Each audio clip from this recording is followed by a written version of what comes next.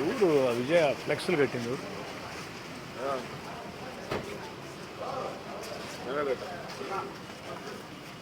కొంచెం తలకాయ ఉందో లేదా అని ఆదాల ప్రభారెడ్డికి ఇన్ఛార్జ్ ఇచ్చినప్పుడు మీ ఇంటి ముందు టపాలకు అందరూ కాల్ చేశారు అన్న.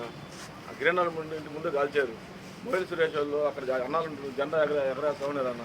బాధతో మేము చేసామన్నా, బాధ పెట్టారన్నా. అంటే వాళ్ళు బాధ పెట్టారని మీరు బాధ పెడతారు అట్లా చేయాలనుకున్నాం, చేసామన్నా.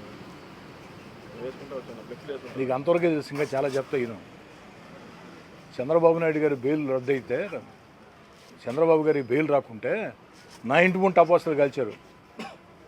చంద్రబాబు గారికి బెయిల్ రానప్పుడు నా ఇంటి ముందు టపాసులు కాల్చారు. గిరి ఇంటి ముందు టపాసులు కాల్చారు. దాంట్లో రెండు ఆలోచనలే. కానీ ఈరోజు కాదు, ఆ రోజే టపాసులు కాల్చిన వాళ్ళకి ఫోన్ చేసి సవాల్ విసిరాం. ఇళ్లల్లో మేము లేనప్పుడు మా ఇంటి ముందు టపాసులు కాల్చడం కాదు, ఇప్పుడుండా ఇంట్లో రేపుంటా మీరు టైం చెప్తే రండ్రా, ఇప్పుడు టపాసులు కాల్చండి రా అని చెప్పి ఆ రోజు నేనే చెప్పా ఫోన్ చేసి. ఎవరు రాలేదే. ఆ రోజు అధికారం మన కాడ లేదు, వాళ్ళ కాడ అధికారం ఉంది. అధికారం లేదని మనమే భయపడలా. ఆ రోజే సవాల్ విసిరేవాళ్ళని. నువ్వు దానికే బాధపడుతున్నావు, నేను కాదనలా. నీ బాధని అర్థం చేసుకుంటా, నీ అభిమానానికి థ్యాంక్స్. కానీ వాళ్ళు చేశారని చెప్పని వాళ్ళ ఇళ్ళకి, వైఎస్ఆర్ కాంగ్రెస్ పార్టీ కార్పొరేటర్ల ఇళ్ళకి మీరు ఫ్లెక్స్లు కట్టడం కరెక్ట్ కాదు. నాకెన్నో అవమానాలు జరిగాయి, నాకు జరిగితే జరిగినాయి. నా భార్య నా ఇద్దరు కూతుర్లకి ఫోన్లు చేసి నీచంగా మాట్లాడి ఉండరు. నా భార్య నా ఇద్దరు కూతుర్లకి ఫోన్లు చేసి నీచంగా మాట్లాడి ఉండరు. నా మీద దుర్మార్గంగా రాజకీయాలకు సంబంధం లేకుండా వ్యక్తిగతంగా నా కుటుంబాన్ని ఛిద్రం చేయాలా, నా కుటుంబాన్ని ముక్కలు చేయాలని రకరకాల వీడియోలు సోషల్ మీడియాలో నేరుగా నా భార్య సెల్ ఫోన్కి, నా కుమార్తెల సెల్ ఫోన్కి పెట్టారు. నా భార్య కుమార్తెల సెల్ ఫోన్లు బయట వాళ్ళకి తెలియవు కదా నెంబర్లు. మొన్నటిదాకా మనతో ఉన్నోళ్ళే కదా. అధికారం పోయిన తర్వాత ఇష్టారాజ్యంగా పెట్టలేకపోయారు. రాజకీయంగా పెట్టచ్చు, తప్పులేదు. రాజకీయంగా మాట్లాడచ్చు, తప్పులేదు. కానీ ఘోరాతి ఘోరంగా నీచంగా మీరు చూశారు కదా, గ్రూపుల్లో పెట్టారు కదా. అవి నేరుగా నా భార్య నా కుమార్తెలకే పెట్టారు. నేనెంత బాధపడాలా? నాకు బాధ లేదని కాదు. ఇప్పుడు ఏమైంది? ఆ విధంగా పోస్టింగ్లు పెట్టారు, వేధించారు. నా మీద ఎన్ని కేసులు పెట్టారు మీరు చూశారు. ప్రజా సమస్యల పరిష్కారం కోసం పోరాటం చేయాలని పిలిపిస్తే హౌస్ అరెస్టులు చేశారు. నాతో ఉండి మిమ్మల్ని అందరినీ ఇబ్బంది పెట్టారు. ఇక్కడ ఉండే చాలామంది నాయకులు కార్యకర్తలని కారణాలు లేకుండా పోలీస్ స్టేషన్లో కూర్చోబెట్టారు. రౌడీ షీట్లు ఓపెన్ చేశారు. 307 కేసు దెబ్బ లేకుండా 307 కేసు పెట్టి జైళ్ళకి పంపించారు. పీడీ యాక్ట్లు పెట్టి 4 నెలలు జైళ్ళకి పంపించారు. దుర్మార్గంగా, సంబంధం లేకుండా. రాజకీయ నాయకుల మీద పీడీ యాక్ట్లు ఎప్పుడూ పెట్లా. గంజాయోళ్ళు లేదా ఎర్రచందనం వాళ్ళ మీద పెట్టేవాళ్ళు. అలాంటిది ఫస్ట్ టైం ఈ యొక్క గత 16 నెలలుగా ఆదాల ప్రభాకర్ రెడ్డి అనే వ్యక్తి నెల్లూరు రూరల్ ఇన్ఛార్జ్ అయిన తర్వాత రాజకీయాలను భ్రష్టు పట్టించే విధంగా పెద్ద మనిషి ముసుగు దొడుక్కొని ఆ విధంగా ఎస్సీ ఎస్టీ అట్రాసిటీ కేసులు, భానుశ్రీ గారి మీద SC ST atrocity case, Chakkasai Sunil మీద ఎస్సీ ఎస్టీ అట్రాసిటీ కేసు, అనేక మంది మీద 307 కేసులు, పీడీ యాక్ట్లు, రౌడీ షీట్లు. నాకు బాధ లేదా? ఇవన్నీ వాళ్ళు చేపట్టే కదా. ఇవన్నీ వాళ్ళు చేపట్టే ప్రజలు తీర్పిచ్చారు కదా. నా భార్యని నా కుమార్తెలను అవమానించారు. ఎలక్షన్ ప్రచారంలో వీళ్ళు తిరుగుతూ ఉంటే సంబంధం లేకుండా, ఆ ప్రాంతంలో కార్యక్రమం లేకుండా కూడా ఆ ప్రాంతానికి వచ్చి వెనక చేరి హేళన చేస్తా నా భార్య నా కుమార్తెలనే అని భరించా. వాళ్ళు ఏం చేసినా పాపంలే, కానీ వద్దు. ఖచ్చితంగా ప్రజలు తీర్పిచ్చారు. మనకు భారీ మెజార్టీ వచ్చింది. మీ అభిమానానికి థ్యాంక్స్, దాంట్లో ఏం తేడాలే. కానీ మరోసారి ఇది రిపీట్ కాకూడదు. మరోసారే కాదు, కరెక్ట్గా మీకు గంట టైం ఇస్తుండా. ఈ గంటలో ఆడికి వెళ్ళి ఎక్కడైతే వైఎస్ఆర్ కాంగ్రెస్ పార్టీ కార్పొరేటర్ల ఇళ్ల ముందు, వాళ్ళ స్కూళ్ళ ముందు, వాళ్ళ ఆఫీసుల ముందు మీరు ఫ్లెక్స్లు కట్టారో అవి మీ చేత్తోనే, వేరే వాళ్ళు తీయటం కాదు. అదేదో నాకు అనుకుంటే కార్పొరేషన్కి ఫోన్ చేస్తే 2 నిమిషాలు తీసేస్తారు. కానీ మిమ్మల్ని అవమానించడం నాకు ఇష్టం లే. మీరు చేశారు, మీకు గౌరవం ఇస్తుండా. కానీ ఇప్పుడు దాకా నా మాట విన్నదాకే ఇది కరెక్ట్ కదా. ఇంకా చాలామందికి ఆవేశం ఉంది. దేనికి? మురుగన్ షాపింగ్ మాల్ కూడా మీ ఫోటోలు ఫ్లెక్సీలో వేస్తే వాళ్ళు ఆధార్ ఆఫీస్ వాళ్ళు తీపిచ్చేశారు. వాళ్ళు ఆఫీస్లో మురుగన్ ఆఫీస్కి వాడికి వెళ్ళేసి షాపింగ్ మాల్కి వెళ్ళి వాళ్ళు అక్కడ వాళ్ళు బెదిరించి కానీ ఫోటోలు కానీ షాపింగ్ మాల్ మూసేస్తామని చెప్పి కూడా మాట్లాడారన్న వాళ్ళు. అయినా మనం చేద్దాం అంటే ఇప్పుడు వాళ్ళు ఇట్లా బాధ పెట్టారన్న వాళ్ళు మమ్మల్ని చాలా బాధ పెట్టారు. మా ఏరియాలో ఫ్లెక్సీలు వేసిన మీ ఫోటో ఉంది మొత్తం చించేశారు. మీ ఏరియాలో ఫ్లెక్సీలు వేస్తే మొత్తం చించేశారు. మీ ఫోటో ఉంది దగ్గర ఒక 20 సార్లు వేసినా 20 సార్లు చించేశారు. 20 సార్లు వేసినా మళ్ళీ మా మీద కత్తులు తీసుకొని వచ్చేసారు వైసీపీ వాళ్ళు. ఇప్పుడు నేను చెప్పేది అంటే విజయ్, మీకు మీరెవరు కూడా అంటే తెలుగుదేశం పార్టీ కార్యకర్తలుగా, నా శ్రేయోభిలాషులుగా మీరెవ్వరూ కూడా రెచ్చగొట్టే చర్యలు, కవ్వింపు చర్యలు వద్దు. అవతలలో రెచ్చగొడితే, కవ్విస్తే దానికి ధీటుగా సమాధానం చెప్దాం. అవతలలో కవ్విస్తే, రెచ్చగొడితే ధీటుగా సమాధానం చెప్దాం. కొత్తగా అధికారం మన చేతిలో ఉంది. ఈరోజు మనం ధీటుగా సమాధానం చెప్పడం కాదు. అధికారం లేని వేళే, అధికారం లేని రోజుల్లోనే నేరుగా ముఖ్యమంత్రి వైఎస్ జగన్మోహన్ రెడ్డి గారు వారి కార్యాలయం జిల్లా ఎస్పీకి, జిల్లా కలెక్టర్కి ఆదేశాలు ఇచ్చి ఆదాల ప్రభాకర్ రెడ్డి అనే ఒక పెద్ద మనిషి, ముసుగు దొడుక్కున్న వ్యక్తిని ఈడు ఇన్ఛార్జిగా పెట్టి రకరకాల ప్రయత్నాలు చేసినా మనం ఎక్కడా జంకలేదే, వెనక్కబోలేదే. ఆ రోజే డి అంటే డి అన్నాం కదా.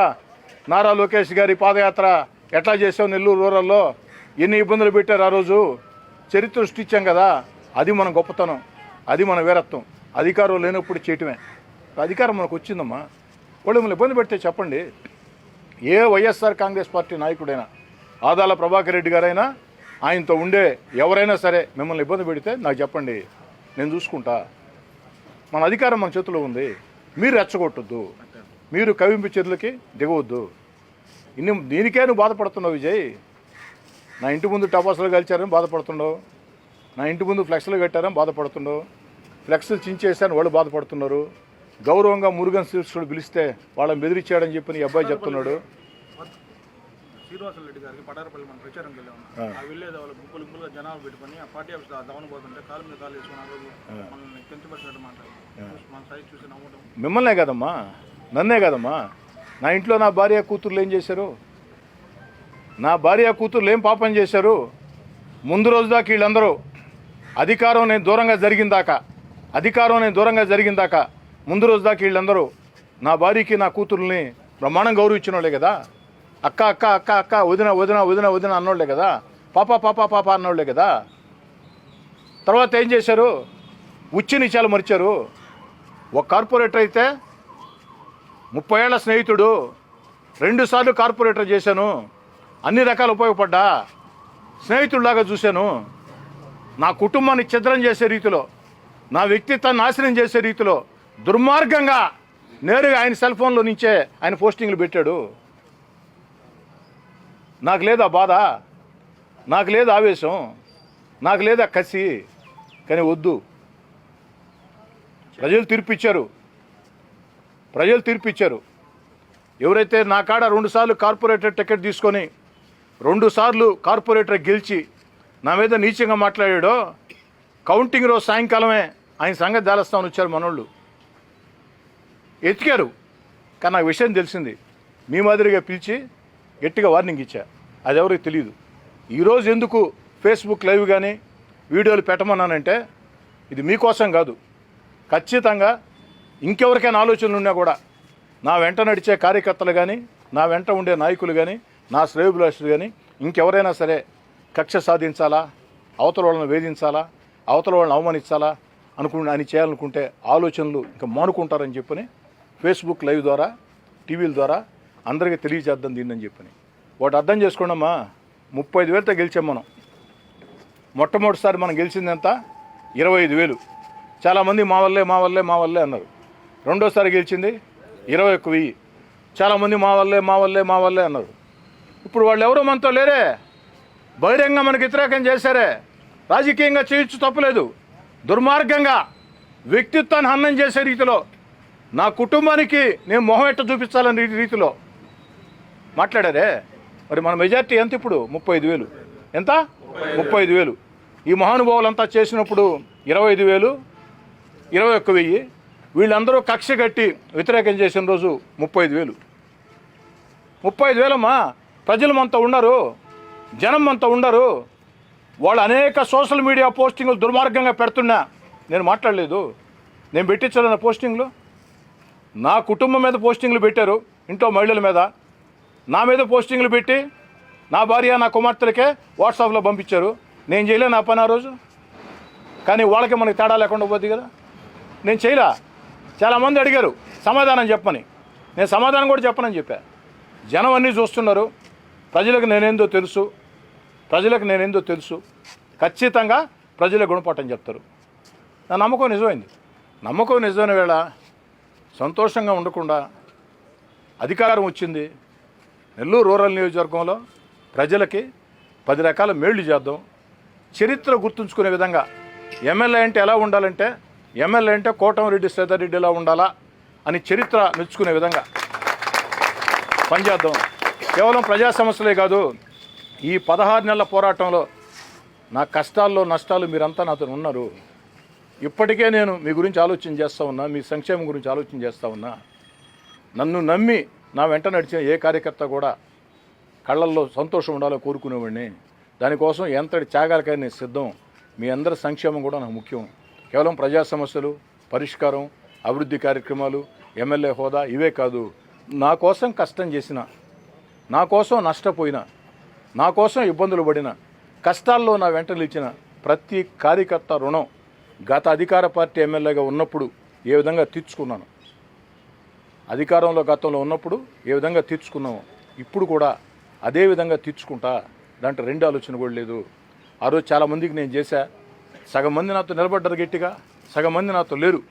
నా వల్ల లబ్ధి పొందిన వ్యక్తులు ఆర్థికంగా లేదు, కార్పొరేటర్లుగా, దేవస్థానం చైర్మన్లుగా, ట్రస్ట్ బోర్డు సభ్యులుగా లబ్ధి పొందిన వాళ్ళు సగం మందే మిగిలారు నాతోటి, సగం మంది లేరు. కానీ అలాగని చెప్పని నేను ఆలోచన మార్చుకోను. ఖచ్చితంగా 16 నెలలు నా కోసం చాలామంది కష్టం చేశారు. నన్ను నమ్మి వైఎస్ఆర్ కాంగ్రెస్ పార్టీలో నుంచి చాలామంది కార్యకర్తలు, నాయకులు నాతో పాటు తెలుగుదేశం పార్టీలో చేరారు. నాకంటే ముందు 5 ఏళ్లుగా 10 ఏళ్లుగా 15 ఏళ్లుగా తెలుగుదేశం పార్టీలో పనిచేసే కార్యకర్తలు ఉన్నారు. నేను తెలుగుదేశం పార్టీలోకి వచ్చిన తర్వాత ఓ నమ్మకంతో, ఓ ధైర్యంతో ముందుకు వచ్చిన కార్యకర్తల నాయకులు ఉన్నారు. ఇబ్బందులు పడ్డాం. మదన మీద ఎన్ని కేసులు పెట్టారో తెలుసా? దుర్మార్గంగా 307లు, ఎస్సీ అట్రాసిటీలు. ఎట్లా పోయి ఇప్పుడు అందరూ స్విచ్లు ఆపేసి ఉన్నారే, వాళ్ళలో కూడా లేరే. నిన్న వాళ్ళల్లో వాళ్ళ గొడవ చూశారు కదా. వాళ్ళల్లో వాళ్ళ గొడవ వైఎస్ఆర్ కాంగ్రెస్ పార్టీ కార్యకర్తలే ప్రలోభాలకు గురి చేసి కొంతమంది మనతో ఉంటే వాళ్ళని చేర్చుకున్నారు వైఎస్ఆర్ కాంగ్రెస్ పార్టీలో. నిన్న వాళ్ళ కార్యకర్తలే వాళ్ళ సీనియర్ నాయకులు ఫోన్లు చేసి అసలు ఆదాల ప్రభాకర్ రెడ్డి గారు అందరినీ గురించి ఏం మాట్లాడారో మీరు చూశారు కదా. వాళ్ళ కార్యకర్తలే తిడుతున్నారు వాళ్ళని. మళ్ళీ మీరు కూడా తిడితే ఎట్టా? వదిలేండి. దయచేసి వెంటనే వెళ్ళి నాకు వీడియోలు పెట్టాలా, ఫోటో పెట్టాలా, గంట సమయం మీరే మీ చేతులతో ఫ్లెక్స్ తిప్పాలి. ఓకేనా? రైట్. అయ్యా పనిలో ఉన్నాను స్వామి. మాల్ దీని పక్క